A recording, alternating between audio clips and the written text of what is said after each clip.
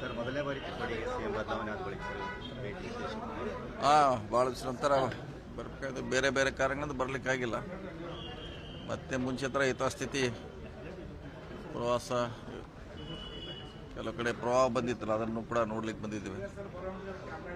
So ನೋಡೋಣ, ಜನರ ಸಮಸ್ಯೆ ಏನಿದೆ ಅವ್ರದ್ದು ಆಲಿಸ್ತೀವಿ, ಪರಿಹಾರ ಮಾಡಲಿಕ್ಕೆ ಪ್ರಯತ್ನ ಮಾಡ್ತೀವಿ. ಸರ್ ಇವಾಗ ನಿರೀಕ್ಷೆಗಿಂತ ಮಳೆ ಕಡಿಮೆ ಆಗಿದೆ ಸರ್? ಕಡಿಮೆ ಆಗಿದೆ, ಪ್ರಶ್ನೆ ಇಲ್ಲ, ಕಡಿಮೆ ಇದೆ. ಅದು ನೋಡೋಣ, ಮತ್ತೆ ಬರ್ತಿದ್ದ ಆಶಯವಾಣಿ ಹೊಂದಿದ್ದೀವಿ.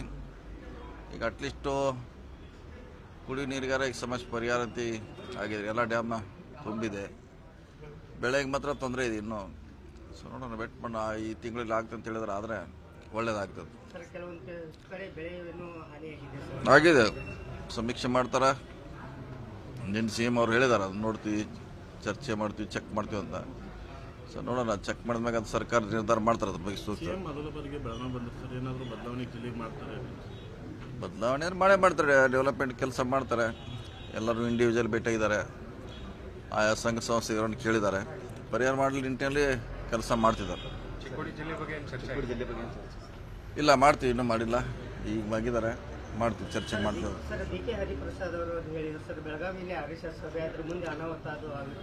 ಅದು ಗೊತ್ತಿಲ್ಲ, ಅದು ನನಗೆ ಅದ್ರ ಬಗ್ಗೆ ಗೊತ್ತಿಲ್ಲ. ನೋಡಿ, ಸಭೆ ಆಗಿದ್ದು ನಿಜ, ಅದು ನೋಡೋ ಮುಂದೆ ಅದ್ರ ಬಗ್ಗೆ ನೋಡೋಣ. ಸದ್ಯಕ್ಕೆ ಹೇಳಿ ಆದರೆ ಅದ್ರ ಬಗ್ಗೆ ಅಂತ ಪ್ರಶ್ನೆ ಇಲ್ಲ. ಅವರೊಬ್ಬ ಒಳ್ಳೆಯ ಗಾಯಕರು.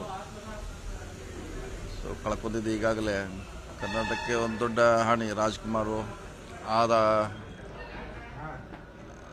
ಶ್ರೇಣಿಯಲ್ಲಿ ಬರುವಂಥ ಒಬ್ಬರ ಕಲಾವಿದರು, ಗಾಯಕರು. ಸೊ ಅವ್ರು ಕಳ್ಕೊಂಡಿದ್ದೆ, ಕರ್ನಾಟಕ ನಷ್ಟ ಆಗಿದೆ.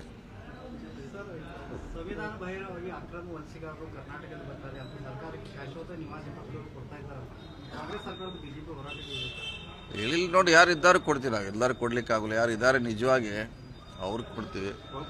ಅವ್ರು ದಾಖಲೆ ಬೇಕಾಗ್ತದೆ, ಇಲ್ಲಿ ಅವ್ರು ಇರಬೇಕಾಗ್ತದೆ ಇಷ್ಟು ದಿವಸ, ಅದನ್ನೆಲ್ಲ ನೋಡೇ ಕೊಡ್ತೀವಿ, ಸುಮ್ಮನೆ ಹಾಕಿ ಕೊಡೋಲ್ಲ.